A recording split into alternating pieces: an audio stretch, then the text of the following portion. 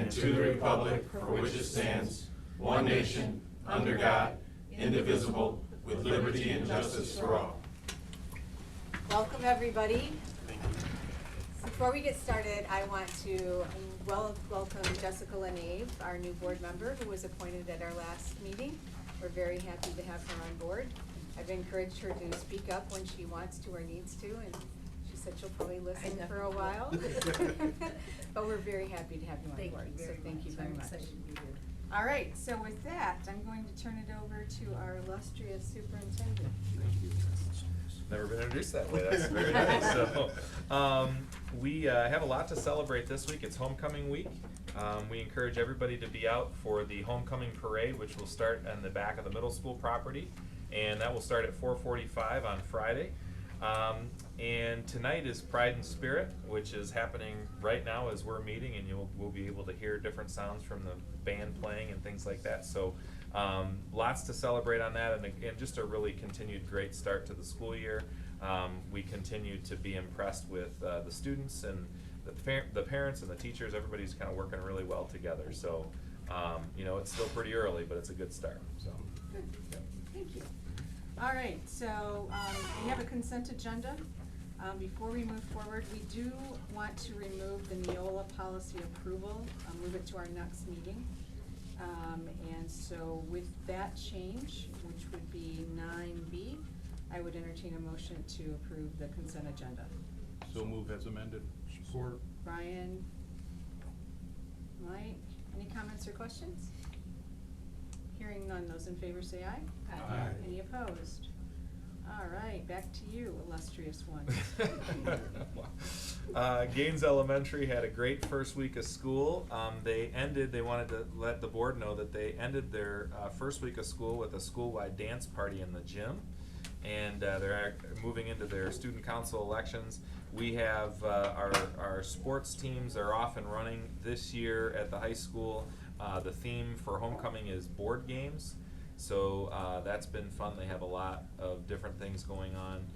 Friday is the home football game against Owasso and the crowning of the homecoming king and queen, and then they obviously have the dance following on Saturday.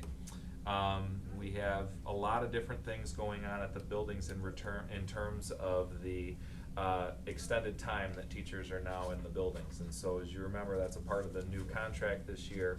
And so I happened to be at Elms Road this morning participating in their professional development at the elementary school there. And so the elementary teachers start at 7:45 and the secondary teachers stay an hour later. So on Wednesdays we do professional development, and that's how we've captured those professional development hours. So if you think about how did we capture another day in the calendar here or there, it's because we've consolidated those professional development hours where we used to take a day off of school, and we've moved them into that hour time before or after the school day. So those professional development times have been very productive because we're doing a book study right now called Discipline with Dignity. It's about building relationships and structure and discipline in the classroom. And the teachers get a chance to come and read a chapter, discuss it on Wednesday and what they would like to try and do with it that next week, and then they leave their learning session, and then they have a week to try something, and then they can come back and revisit it, versus you sit in a professional development workshop for an entire school day or an entire day, and then you don't revisit that again for 6 months. So the regularity and even though it's shorter periods of time, it gives them a chance to do that. And so that's been very positive, and I think a good start to the school year. And there's several other things to update you on that we'll have discussions on over the course of the next, in our discussion time. There is something that I'm going to bring at our next board meeting as a legislative update. There's a couple bills that are things that I want you to just be aware of. They are concerning, particularly as they pertain to how schools are funded. There's different accounting pieces. One of them deals with the school aid fund and how the money gets collected into the school aid fund based on net taxes versus gross taxes, and it doesn't seem to the average person to be a big deal, but the impact is quite large. So I'll provide a full legislative update at our next meeting to explain that more. But other than that, I have several other things I'll talk about during discussion. Good, thank you. I didn't see any board reports in the e-board, so we can move on there. Informational items I'll draw to your attention. And there was an addition of the Schedule B positions. That's under D if anybody has any questions. Going on to board discussion items, we want to be introduced to our new liaison officer. So Officer Pizzala, if you could kind of come up over here. Want to introduce our new police liaison officer, Officer Jeremy Pizzala. And Jeremy has been on the job now for, what, a week? So 2 weeks. 2 weeks, okay.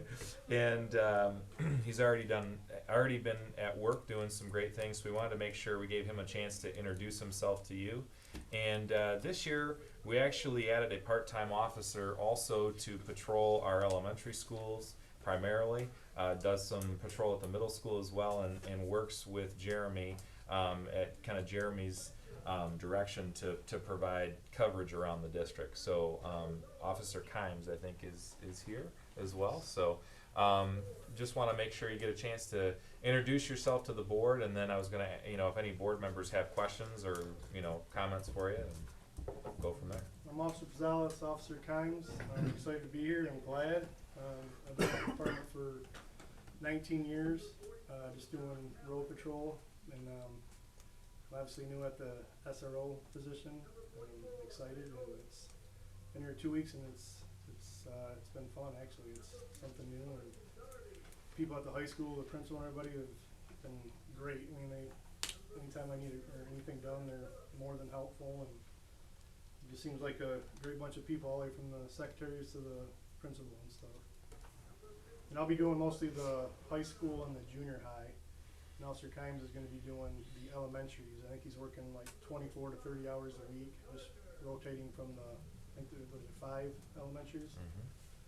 So he'll be mostly handling those, and I'll be the high school and the junior high. Actually, Ken is a SRO, so I'm sure he can provide some insight into that. But once you get up to speed on all those meetings, I think from what you said, and I've heard, those SRO meetings are very helpful in terms of networking, getting good information. So I'm sure you won't be left out, in the cold. So I just got an email on that. I think the first one's in October. I think it's seen today, so it'll definitely be helpful. Any questions? The other day I had an interview to do at the school, and I got to meet Mr. Or Officer Pizzala. I'd never met him. Mm-hmm. Heard good things about him, and Officer Kimes and I have crossed paths over the years, as I think Brian as well. So many years. Yep. So one was a familiar face I haven't seen in a while, and the other one I got to meet, and we chatted for a while the other day, so that was nice. Good.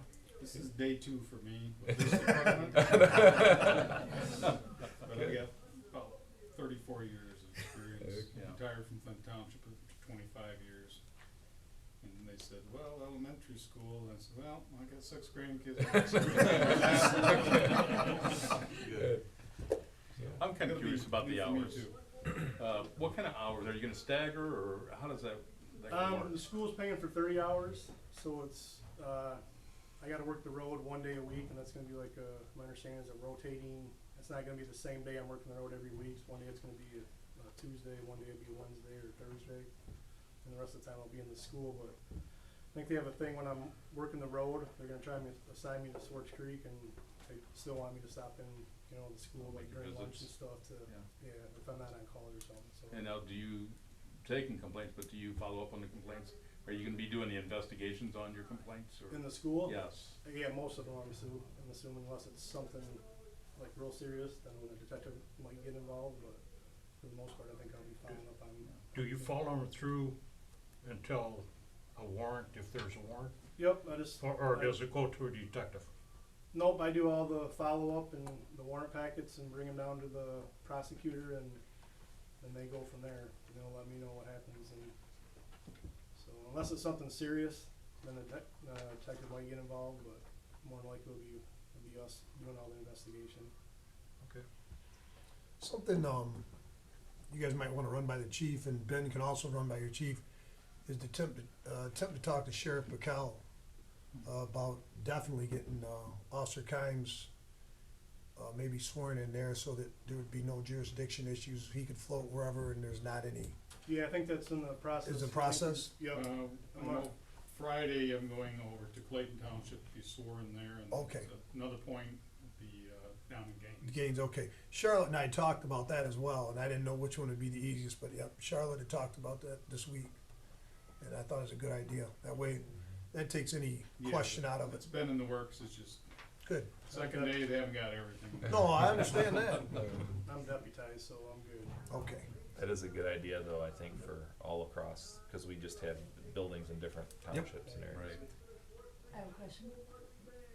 What's your average day, I guess, kind of look like within the school? What is it that you expect to do? What type of engagement are you planning on having? Like what's Being around the kids, obviously, you know, when they want me, like when the bell rings for classes and all the kids are in the hallway, because that can be kind of hectic. I see it's like the traffic jam. Just you know, at the lunches, or you know, just interacting with the kids, being around as much as I can, and you know, stuff like that.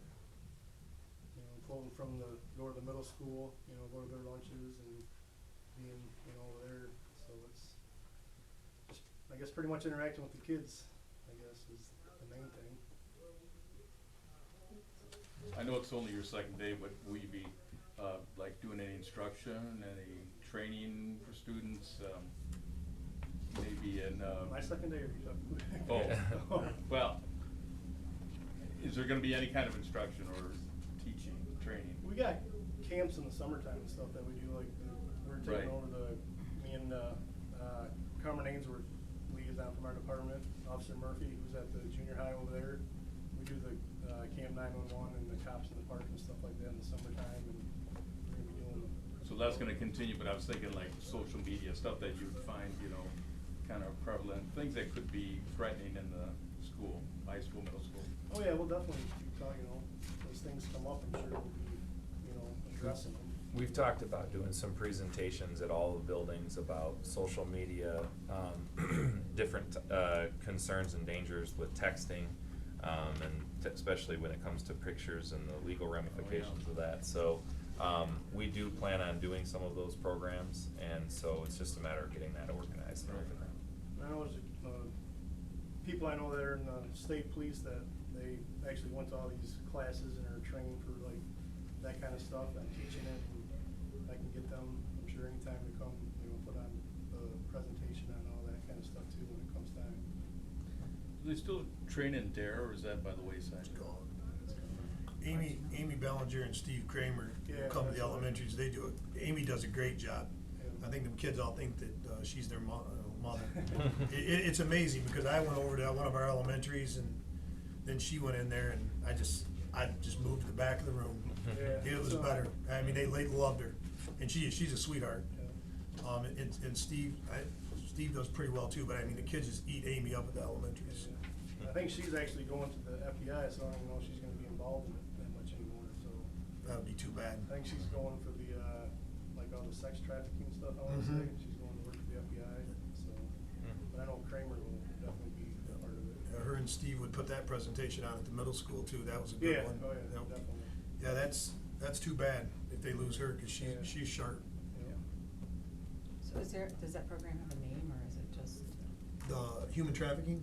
no, the Oh. one that No, they were that- doing? That's what I don't really know what their title is, but that's what they do, is just go around to different schools and stuff and put on They're- the presentations I don't- and that. I'm with him. I don't know their exact title. But basically they're PR. They're the face of the state police. Mhm. I mean, they'll show up at radio talk show things and anything that's going on in Genesee County. She spent a lot of time here in Owasso now too, because the Flint Post goes all the way out there.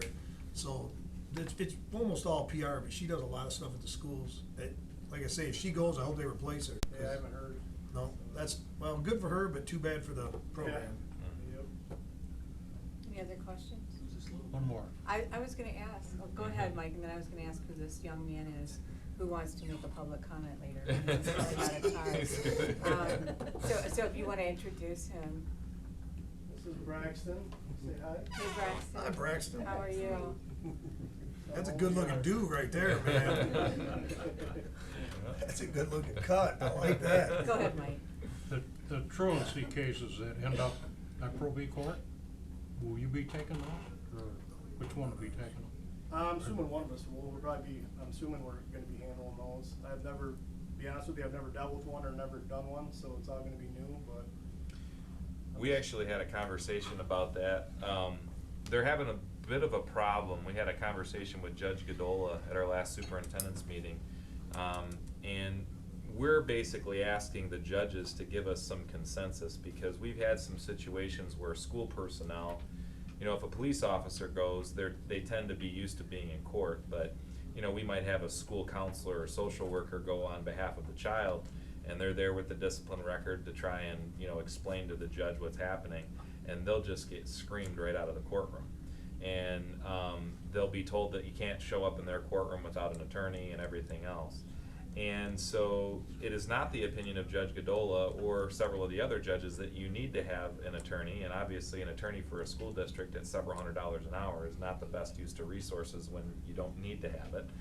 And so I think what we're struggling with right now is the family court division for the truancy cases is talking about giving us some more guidance on that. So if we need to send an officer, we'll send an officer, but is it, you know, what's the best use of our resources? You know, if we're gonna send somebody for, you know, a truancy case, we don't want them to be, you know, shouted out of the courtroom. We just wanna know and be prepared for what each judge is gonna do, and they seem to be pretty inconsistent on it. So there's 4 of them that preside over those truancy cases, so we're trying to get them to give us a little bit more guidance than they have. But, okay, and Ken used to go to those, right?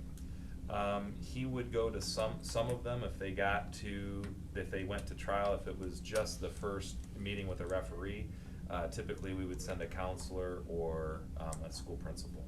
Okay. So to kind of piggyback on that, that is an absolute mess.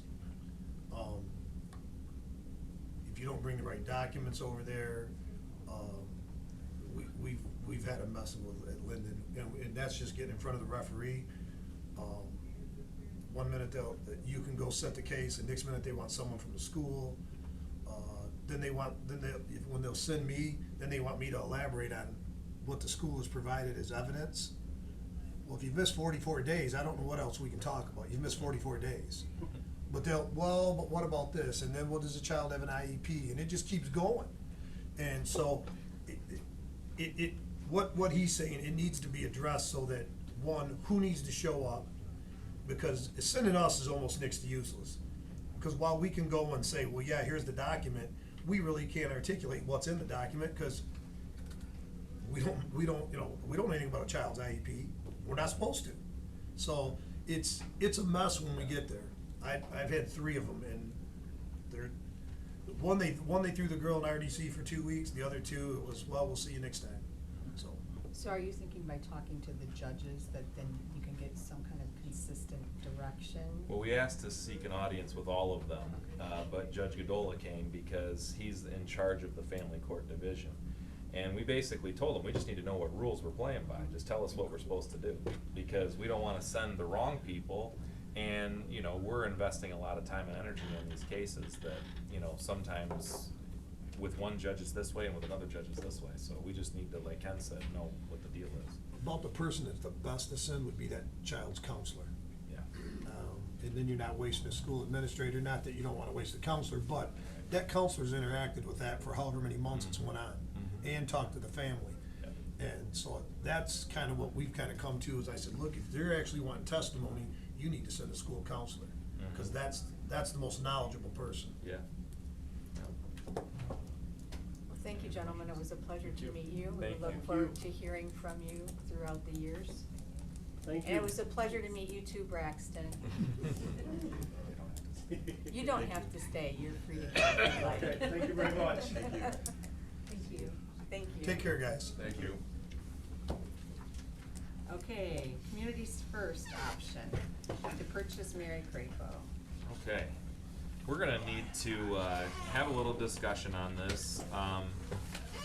We've been back and forth with Communities First since they came. And I will tell you, the biggest holdup was it took us almost a month to find the deed to the property. It was absolutely ridiculous. We went down, we finally were able to secure it.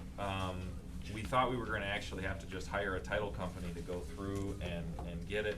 But it, you know, if you go down there to the Register of Deeds and everything down down in Flint, it is hard to navigate. So, we do have the deed, so we can actually officially say, yes, we do own it, which we already knew, but we have that now. So the question then becomes, what does Community First do? And they kind of explain that, and I think I've had some conversations, but just for us to have a conversation tonight, they secure, they need to provide us, we need to provide them, I should say, an option to purchase Mary Crapo. What that essentially means is that they would have the exclusive rights to buy the property at a agreed upon price, and they have to then go out and do all sorts of background work, engineering, architecture, design work, and then they apply for the programs that allow those buildings to be built, which is the same thing that had happened with the building in Durand and the one in Owasso, and also the one that they did at Oak Street. So the first step in the process is just saying, we would agree to sell them the property, and then they would spend the next, you know, year getting everything set up, or 8 months, however long it takes, secure the funding, and then actually execute the option. So that's the first step. My biggest concern with the Mary Crapo property in general, in terms of our operating procedure, well, there's a couple things. First of all, we want to make sure that we understand that this is, you know, going to be senior housing, which is something that we've talked about.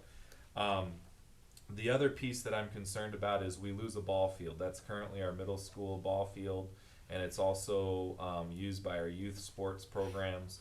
And so we don't want to lose that particular field. So they have also provided us with a commitment letter, which is, we have essentially found that it costs anywhere from $40,000 to $70,000 to put a recreational field in at the similar specifications that are there. So it would be incumbent on us, the Building and Site Committee probably would need to talk about where's a suitable site. We have several proposed possibilities, where if they were to purchase the property, they would provide us with a sum of $70,000 to replace that field. So you can look at it a couple different ways. You can say, well, let's just have them pay us $70,000 for the building. The reason that the option to purchase is written the way that it is because, and they could do it either way depending on how we want to do it. The reason that it's written the way that it is an option costs them $1 and the purchase price of $1.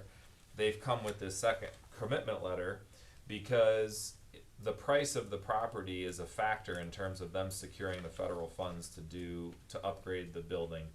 They estimate it's going to be anywhere from $7 to $10 million project, which is a large project at that building. And so in order to do that, obviously they get a certain point structure as they apply for these different programs, their community development programs and all these other things that they get. So as we move forward, that's the way that they have proposed that we structure it. We don't have to vote on it tonight. The only thing that I would say, it is on the agenda because the longer that we wait, the longer it sits there. But there's nothing that prevents us from tabling that as well. So I wanted to just provide an opportunity for you to talk about it, get your thoughts out there, and then I'm happy to facilitate in whatever manner you'd like me to proceed. So. Okay, so I have a question. Yeah.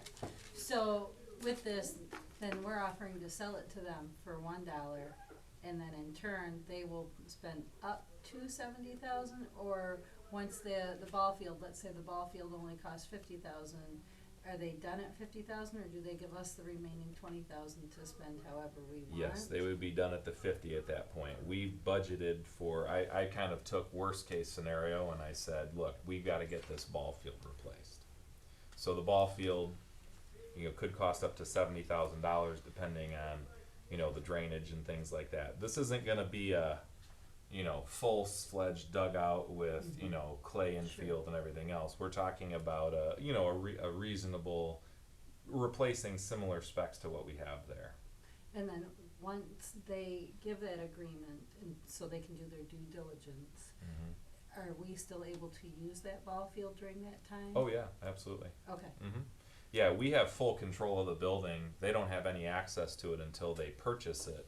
The option allows them to, we would agree to say that they can bring their engineers through and people to kind of look through the building and say, okay, this is what it's gonna take, and do measurements and all those things.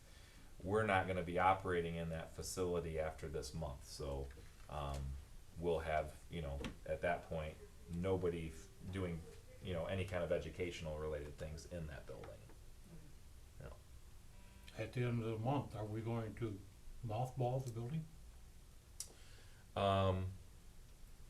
I think, is that are you saying actually mothball the building, or is that like you mean kind of board it up and preserve? Yes, right. yes.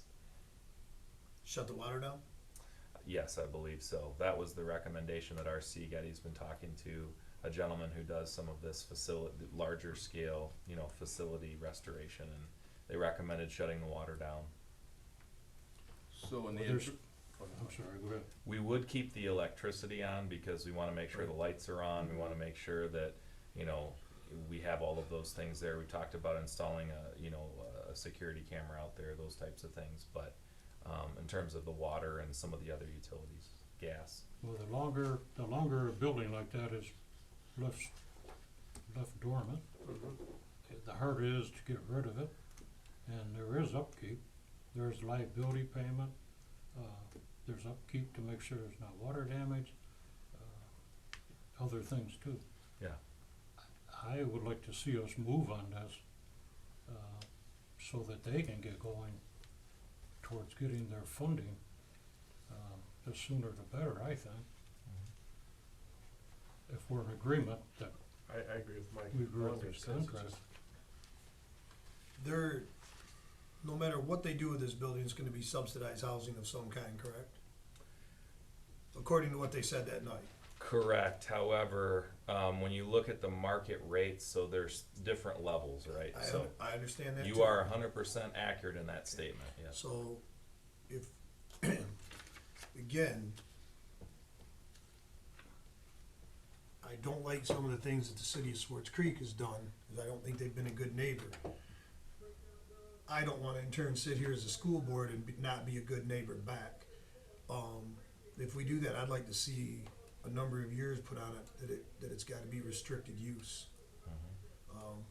Didn't they say that? No, they said they would accept that, but just, if we vote on something, we're not just turning it loose without that being part of it. Because I think it's reasonable to have anywhere from 40 to 50 years of restricted use. I'll take 100 if they wanna give it to us.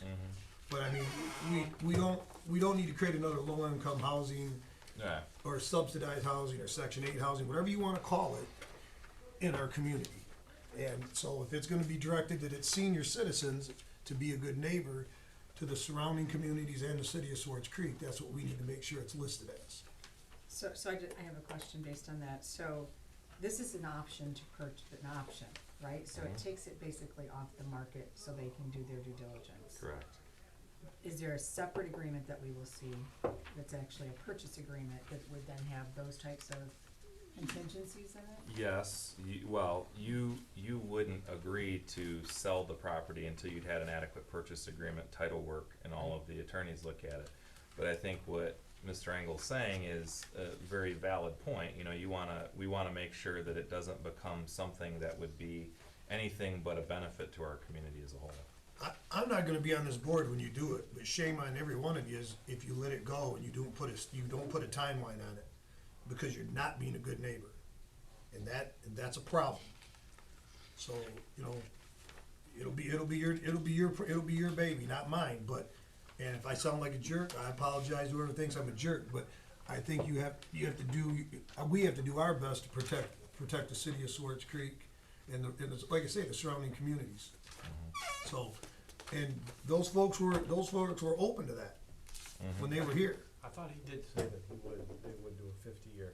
I don't remember the numbers, but they were open to having a timeline. Yeah, You I asked that asked. question. Okay. I'm About pretty sure. guaranteeing it to be senior. We just need to make sure that, you know, that's in in the contract. In the purchase agreement, right? Then do you know But if, not prior if to. they have a timeline on Oak School or Coolidge? Like Ken's talking about? Oh, you're talking about, Its use. years? Yes, I believe they did 25 years on Oak School. And I do think we need to address that in this motion here, because once we turn this loose, we're giving them the exclusive rights to purchase this building. So we could, in the motion, add to this that it's contingent upon, you could pick a number. I don't care, I just think you need to be something reasonable. You could say a 50-year limited use for senior. 50 sounds wonderful to me. Like I say, I'll be satisfied at 25 or 30, but I thought it was 50. that's fine. And obviously, that can be what we approve, and we can then, if for some reason they say it has to be 45 or whatever, you know, I'll be able to talk with them about that, and Does it make sense, could we just do a minimum of 25 with a desired 50? Something to give that, I'd just soon back them back as far as I can. They seem to been able to meet, I remember that as well too, It and was they've, 50 or Well- 35 they've got a years. precedent of doing it before. Right. Maybe it's not a big deal to them. Yeah, 'cause he threw that, he had no mention. No, he didn't blink. balk at it, he didn't balk at it, so.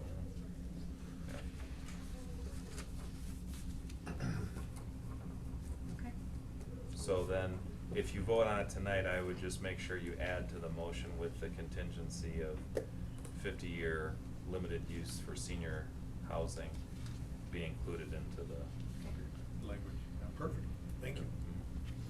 Any So other- what would the gap be between the time, let's just say we did approve this tonight, what would be the gap that, how much longer would we have access to the building and the grounds? Probably for the next 9 months to a year. It just depends on how quickly they can secure. They have to go through, this is the first step. So once they do this, they have to go through all the engineering and all that background work. Once they get all that work ready to go, then they can submit all the applications, get the funding from the funding sources, because they have to do a lot of renovations inside. And then they would, once they start construction, if that were to happen, say in the late fall or fall of 19, they would have to purchase it before they start any construction project, and so then we would lose access to it. So do we pretty much have any valuable equipment items in there already taken out of there for our own use? We have already started to do most of that. Most of the kitchen equipment is being moved out this next week. Some of the playground equipment is being moved out over the next couple weeks. And most all of the other, values in the eye of the beholder, but, newer things that can be usable, have been moved out of there. The senior center, not the senior center, our new partners over at the Cage, the Swartz Creek Area Historical Society, they got a big cabinet that was, from in there to preserve in the space that they had in the room, and they're gonna keep that over at the Cage to show, has some historical value from the building, so. Yeah, so I think there's been a lot of work done to clean out and purge and take anything out of there that needs to be taken out of. We will start, our Little Dragons start in their new space on October 1st, will be their first day in their new home, so. So as a result of that, they've been working pretty hard on the new building, and you're gonna see a lot on the outside done over the course of the next week, including, fencing, landscaping, things like that in the very front. And it's gonna be ready to rock and roll, cause those kids are coming on October 1st, so. Are you planning a ribbon cutting or something? We will, so we thought about doing that in October, but we really wanna we have commissioned an artist from the Swartz Creek Area Art Guild, and there's 4 or 5 artists there, they're very excited about it. They're gonna be doing murals of Swartz Creek in that little space in the middle. So they're gonna be, looking at some of our buildings and businesses in town and actually painting that, so it's kind of like a little micro city in there. And then there's there in the middle area, there's a little, I'm gonna say this wrong, but play structure of sorts, which is like a little tree, so it's supposed to be like a little park in the middle. So they wanted to get those finishing touches done and then do a kind of a community open house and have everybody come in. Just exciting. Yeah, so. So did they tell us, If they did, I don't recall, the average length of time that it takes them to secure the funding. They said it usually takes about 6 to 8 months. Okay, Yeah. it's not 5 years, that's good. No, but it's not overnight, that's for sure.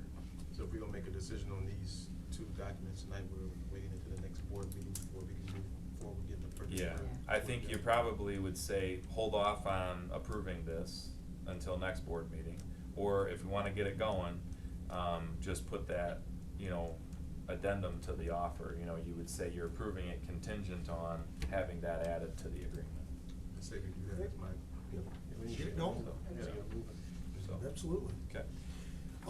And just to piggyback on one of the things you talked about, and this will probably rain on someone's parade too, but for years, the Little Leagues have begged and offered to pay money to use the two softball fields, and they have been told no, no, and no.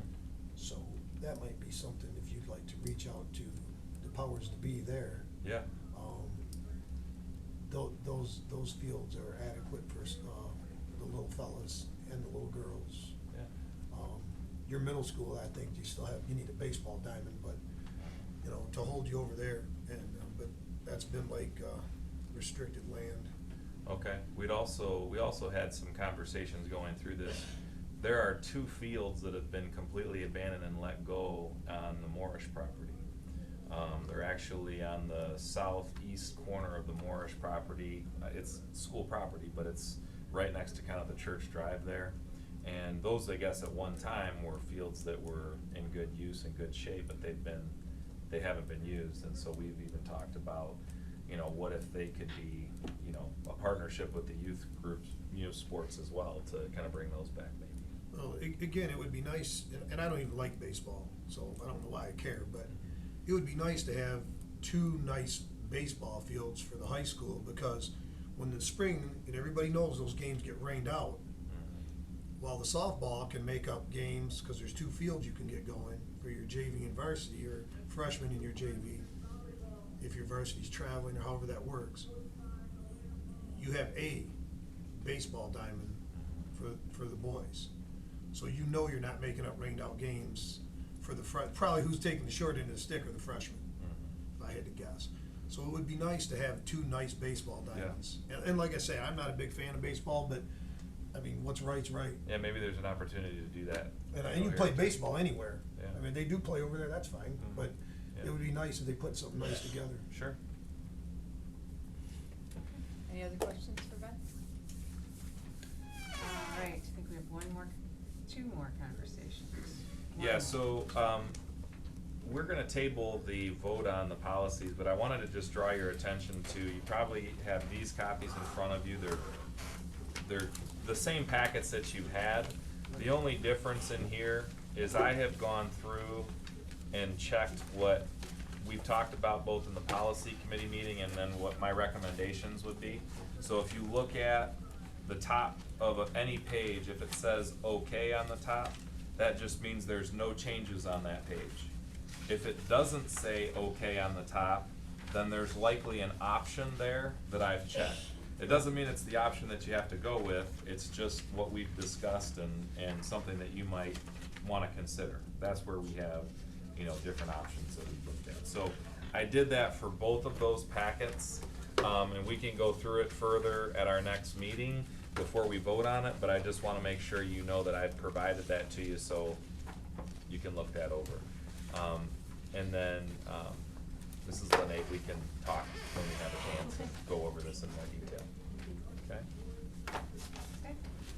Going on to educator evaluation, updated legal requirements. So I wanted to talk with you, this is a topic that I don't want your eyes rolling back in your head, so I'll try and go as quickly as I can, but the law has changed with regard to educator evaluations and the percentage of our evaluations that's based on student growth data. I'm gonna pass this paper around to you. This is, will give you a little bit of a snapshot. I had a couple conversations with a couple of you this past week on this very topic. And so I thought it'd be a good opportunity to bring this up. I'm gonna show a video This video is actually from the state of Georgia, Board of Education. So you're gonna probably wonder why you're showing us something from Georgia. It's one of the best and easiest to understand videos. It's only a few minutes long to show you what student growth percentiles are. So before I get into this particular document, just to explain a couple things. When the law has changed, it used to be that 25% of our evaluations, mine included, so this is administrators and teachers, were based on student growth data. So what that means is you have to look at where does a student start from the time they were with that educator, or that time frame, and where do they end. And you're looking at a period of growth. So the growth is really what the educator is required to be evaluated on. Well, this year, that law has changed, and it's now 40%, not 25%, and 20% of the of that 40% needs to be student growth data from the state test. So we use in Michigan is the M-STEP or the PSAT if you're a high school teacher or middle school teacher.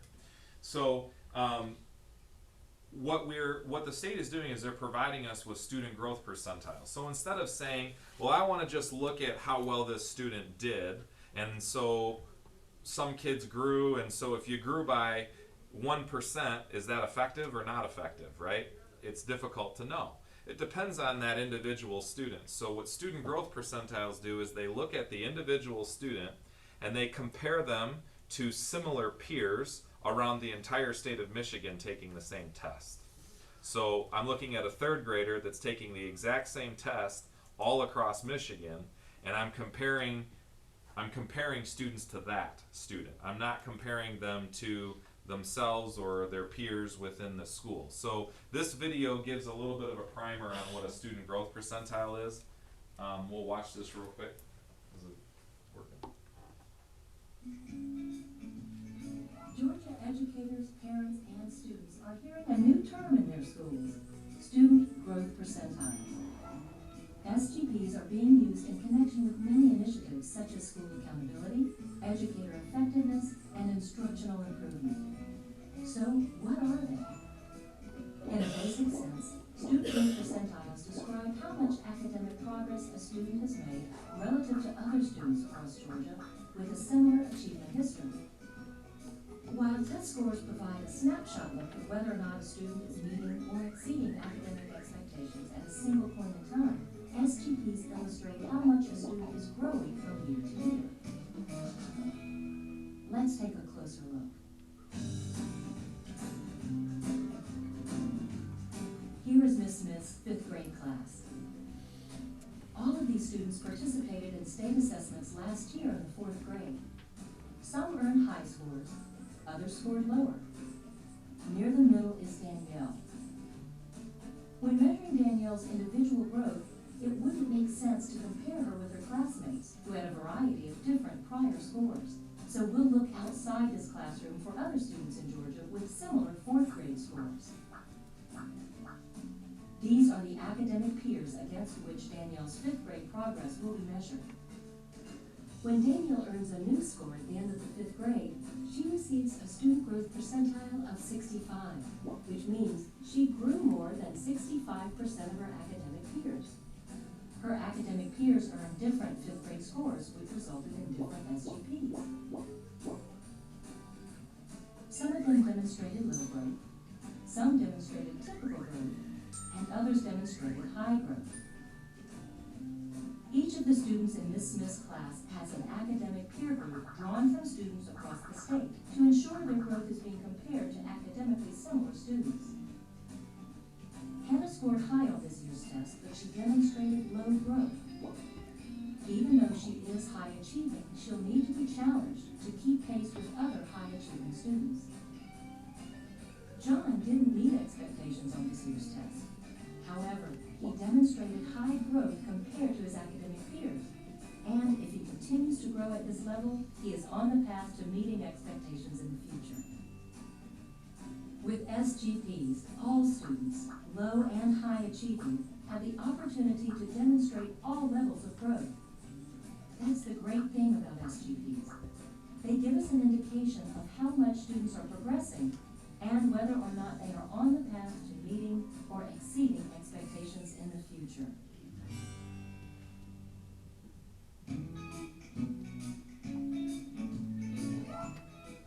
SGPs provide a new, insightful way of understanding students' academic progress. Used in conjunction with other measures of student achievement, SGPs are a powerful tool for understanding and improving student performance in Georgia. I think that's it. So For more information about student growth percentiles, the basic idea of this is that if I have a student in class who might be underperforming, my goal is to try and help them improve at a higher rate to turn their trajectory to get back to where they should be with their other academic peers. And so if I have a high achieving student, I want to keep them challenged. I don't want to just say, well, you're a high achieving student, so we don't need to work with you. We want all kids to be growing academically. So the state of Michigan is actually going to be implementing SGPs for their state assessment this year. It's based on 3 years of growth, and they have actually taken and pegged down each student's SGP in the state of Michigan. And so it's become quite scientific. They've taken a lot of in terms of us determining the student growth score, a lot of it's going to be done for us. We are going to be using STAR and our STAR assessment, particularly for math and reading, to determine the other parts of the percentages. And some teachers will have at each building a building goal, which might involve like some pre and post assessments. So if I'm a science teacher, I might have a pre-test at the beginning of the year, like my exam, and then we take a look at that overall proficiency and see how much the kids grew in that year. So you're taking all of those metrics together, and that's what's going to give you that 40%, which is a part of a teacher or a principal or administrator's evaluation. My evaluation will also move to 40% this year, and so my evaluation is based on the aggregate of all of the students and also the administrators and teacher evaluations. So all of these measures are going to happen from myself all the way down to every teacher and every grade level. But I wanted to kind of make sure you were updated on that, just so that you know that law changed this year. Without reading this whole document to you, there's a lot of information in there. I'd be happy to, when I talk with you next, if you have questions, you can ask, or if you have questions now, you can ask, and just trying to get you up to speed on the latest and greatest for 18-19. So the evaluation of the teachers is done by the state tests, not the report cards or grades that students get. Well, the grades that students get are not a part of the teacher's evaluation. The teacher's evaluation, though, is going to be based, 60% of it is going to be based on the 5 dimensions of teaching and learning. So basically it's their professional practice. So they get observed by their principals, and their principals are charting, and they're actually collecting evidence. How well are they doing these different practices? The 40% is then tied into depending on what type of teacher they are. So if you're a 3rd grade teacher, you're going to have the M step, which is going to comprise 20% of the 40%, or well, 50% of the 40%. It can get a little confusing, but 20% of the overall. And then the other 20% is going to be broken down. 10% of that's going to be the STAR testing, and the other 10% is going to be their individual building goal. And usually they could also have that goal around STAR. So the grades on report cards don't have nothing to do with the teacher evaluation. Well, okay, to split hairs, I would say that student grades, in terms of how teachers are assessing student learning, could show up in the 60%, right? So you have the 60% of the 5D. It talks about assessment for student learning. So are teachers providing students multiple opportunities to show their proficiency? That's one area of 30 on the 5D rubric. So it could be impacted that way, but their actual data from the grades are not a part of the 40%, if that's what you're asking. Right, it's just the state tests are the state, and then also the STAR testing, and then potentially some local assessments as well. Yeah. According to this, 20% of that 40 is state data, Mm-hmm. and then 20% is locally determined data, which would be the Correct. STAR and whatnot. Yep. And what gets tricky is when you have a teacher who isn't in a state tested area, right? So it gets very, very convoluted when you have, let's say, a second grade teacher. So the second grade students don't take a state assessment. So we have to come up with some sort of a metric. And so there's a lot of work that has had to go into this over the summer. We've been spending time, there's words like shared attribution, for example, where you're taking, say, the third grade score on the state test and you're attributing that to the K1-2 teachers, because the idea there is that those teachers had an impact on the reading level of those kids getting to that point. So it's not 100%, direct for every single teacher, but we do the best we can to try and make it, as meaningful as possible. So each child will have a score, and it could change every year, likely to change every year. Yes. So then it's an aggregate of all of the students within the classroom that the teacher is being evaluated upon, right? Right, so Okay. if I've got a student, as you saw in the video, if I've got a student that's getting a 65 on their SGP, that's like saying they're in the 65th percentile, or they've grown more than 65% of their peers. What you want to see is that teachers, right, if teachers are above that 50%, that means that their students are growing higher than 50% of the other teachers' students in their classes. So, so you're wanting to see our teachers having those growth scores that are higher than, the rest of the people in the state that are taking these tests. And that would be a truer indication of the fact that our kids are growing at a higher rate than other kids are. And there's probably the largest factor of their growth is because of good teaching, and that's what our teachers are trying to do there. So what's the likelihood that from year to year you could have a significant mix of students in your classroom? Well, That would skew the outcome. that's the beauty of it, is that if you're a high achieving student or a low achieving student, you're being compared across the state to thousands of kids. So if you've got a high achieving student, it's not like they have to improve the same amount as a low achieving student, but they're compared to other like peers that achieve at a high rate. So that's how the state has tried to make it as fair as possible. So even if you have a low achieving student, right, they're being compared to other low achieving students. So you're looking at that growth more than you are saying, you just have low scoring students. And so it's more representative of what we're trying to do, is help all students grow and be more successful. What will be the timing of availability of that data in comparison to the evaluations? It's going to be coming out here. If I'm not mistaken, I believe we already have access to a lot of it. They're going to be, we're working with a company called IDEX, and they actually pull all of those SGPs together, and then we're going to have the charts. So we'll have that information. Travis just uploaded some files to IDEX last week, so all of the rosters, all of the tested scenario, all the stuff. But to your question, it's going 3 years backwards. Mm-hmm. So this coming year's test in the spring won't be calculated into it. It'll always be 3 years, but 3 years back. Right. Mhm. So you're behind Right. when you're looking at Right. the data. Yep. And also, when you look at this, we obviously we have control over 60% of it. Mm-hmm. But we also have a great amount of control over that 20% of local stuff, because we drive that through aides and education by the aides and teachers if kids aren't doing well on the STAR test, for example. Sure. So I mean, not that we're trying to help our teachers out, because I'm sure every district would be, because the better the teacher looks, the better the district looks. Mhm. But you can also have a huge impact on that 20%. The only 20% you really can't regulate or touch is that state assessment testing. That's correct. Yep. And IDEX allows, right now, 3 assessments to be dumped in where they calculate the SGP. They tie into NWEA, which we don't have, STAR, which we do have, and then the state testing. So basically, you take the state testing at the one half and the STAR at the other half, you throw in 3 years of data, IDEX will spit out one number for the teacher, 46.7. It will do all that work for you, and there it is, and you're done. Yeah.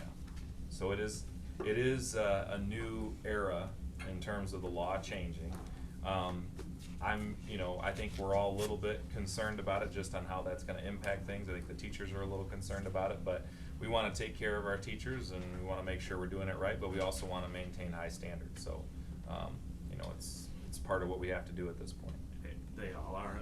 Teachers, their principals have already started trying to look at their historical. I know that Morris pulled last week, and their star growth was actually pretty good. The average classroom was between like 42 and 78, which that's all effective and above.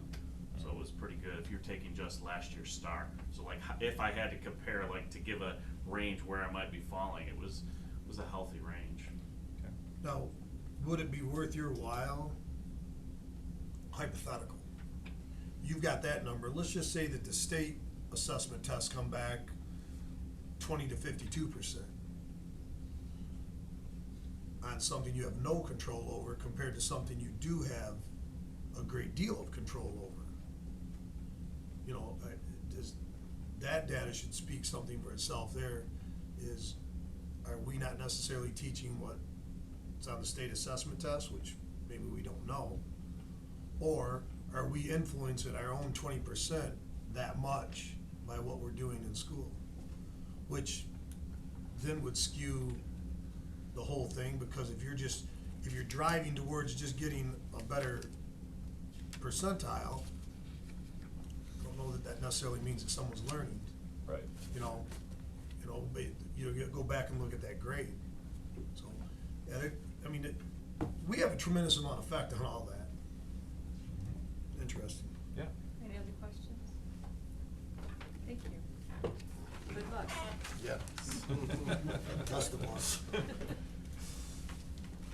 Okay, going on, we have board action items.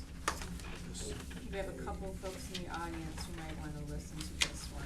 Yeah, so we are very fortunate tonight to have two teachers at our high school that we're pleased to bring on board, hopefully, pending your approval tonight. The first will be one of our new high school counselors, Mrs. Sarah Besselo, and Mr. Kitchen will be there to introduce her, so. Yes, so we have a real privilege actually, because they've been subbing their position, so we've had a chance to see them really under fire at the busiest time of the year. And they're really rock stars. But Sarah Besselo comes to us. Her references speak about she's excellent to work with, flexible, a great person, she connects well. Really the intriguing piece for us is her background with PBIS, the Positive Behavior and Intervention Supports. She's already agreed to be part of our MTSS team to bring her expertise on with that. So we're excited to recommend for hire Ms. Sarah Besselo. Would you like to make some comments, Sarah? Well, thank you. And I was so excited when I did my interview process and I shared with the interview panel. I've applied for 2 jobs this year, and this job, when I saw the posting, I was like, I gotta do that job. And I was so excited when Mr. Micah brought me in and when I was able to just be hired as part of the team here. And I absolutely love being at the high school. I love the team that I have in our office, and having Jim as a great support. So I'm like so thrilled to be here. We're happy to have you. Thank you. Any questions for Sarah? All right, with that, I would entertain a motion. So moved. Support. Mike, Tony, be it resolved that the Swartz Creek Community Schools Board of Education approve the employment of Sarah Besselo as a counselor at the high school for the 2018-19 school year as presented. Any comments or questions? No. Hearing none, those in favor say aye. Aye. Any opposed? Welcome, Sarah. Thank you. Thank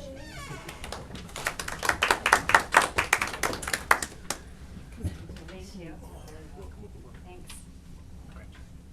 Thanks. Congrats. Thanks. Congratulations. Thank you. Welcome, Sarah.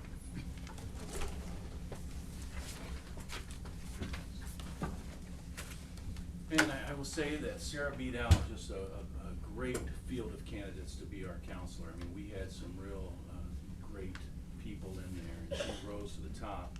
On the other hand, we were nervous and worried about our Spanish position and had to move quickly. I tell you, yes, come on up here with me, Giovanna, but I think this is fate, to be quite honest with you. We looked for candidates, we tried to interview, I got a hold of the Flint Metro League, and they said, you're never gonna find a Spanish teacher. We're like, man, we just don't wanna put Spanish online. Went in to look again, her name was there, called her references, and like, I just can't believe the day before school starts that we're able to find a candidate of this caliber. But she stepped in again, and she's doing a fine job with our students, and she's like a mama figure, with the students, but she's authoritative, and they really have a fun time learning Spanish from her already within the first couple of weeks. So this is, I recommend to you, Giovanna Barr. Hi, Spanish or English? English. I won't even hesitate. Okay, my name is Joanna Bear, thank you.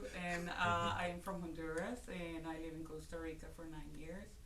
And now I'm here. I was a teacher, an ESL teacher in my country. And here, a Spanish one, because it's the language that I speak better than English. And I'm very excited to be here. I really love the students, and I like to have fun. I like to speak as much Spanish as I can, and with that, I like to have a good relationship with the students too. That's the way I can have fun with them and teach them too. So, thank you very Welcome. much. Nice to meet you. Any Nice to meet questions? I just have one. See. I won't speak for them, I'll speak for me. Humble me, because all I can speak is English, now speak in Spanish. And humble me. Okay, ¿qué quieren que les diga? Les puedo decir cualquier cosa y no me van a entender de todos modos. I love it. I could be saying anything and you're not going to understand. I love it. Okay, with that, I would entertain a motion. So moved. Support. Ken and Brian. All right, be it resolved that the Swartz Creek Community Schools Board of Education approve the employment of Giovanna Bear, you said Bear, correct? As a Spanish teacher at the high school as presented. Any discussion, any comments or questions? No. Hearing none, those in favor say aye. Aye. Aye. Any opposed? Welcome, Giovanna. Congratulations. Congratulations. Thank you. Congratulations. Thank you. It's a pleasure. Congrats. Thank you. Congratulations. Thank you. Congratulations. Thank you. Okay. We are going to delay our Neola policy review to the next board meeting. And we have now our community's first option to purchase. Need a motion. So moved. Mike? Are we gonna add the contingent? Okay. Support. Tony? Okay, any comments or questions? All right, be it resolved that the Swartz Creek Community Schools Board of Education approve the community's first option with a contingency that the building be used for a 50-year limited use for senior housing, as presented. Any comments or questions? I said that already. Those in favor say aye. I think Mike's got a Does question. that include both? I'm sorry? We have two. It includes You have the option and the consent, what is it, commitment letter. Okay, Okay. so you're Yes. right, so this just refers to the option, so we do need, the commitment letter Yes. as well. So is it okay to amend, Mike? Yes. Are you okay with Sure. that, Tony and me? All right, so, we will also add to that, resolution that, we will include the commitment letter as presented. Okay, those in favor say aye. Aye. Any opposed? All right, now, time for comments from the public. If anybody would like to address the board, please stand, state your name, and try to keep your comments to 3 minutes or less. Anybody? Let's see if there's anybody over there. Okay, just Linnea. I shouldn't say just Linnea. Okay, nobody? All right, comments or questions from the board? None? I would just like to welcome again our new hires. Yes. Congratulations. Yes, I will echo that. I also want to thank the officers that came tonight. Yes. Wish them luck and don't hope to see them very often here. At all. Other than to present what they're doing. At all. Any other comments? I'd Yep. like to encourage everybody to go to the town hall meetings. I believe there's 4 left. Very informational. Please attend. And as a final comment, just keep in your prayers those folks in the Carolinas Oh, and Georgia. very true. Hope they heeded the word and got out. All right, with that, we are adjourned.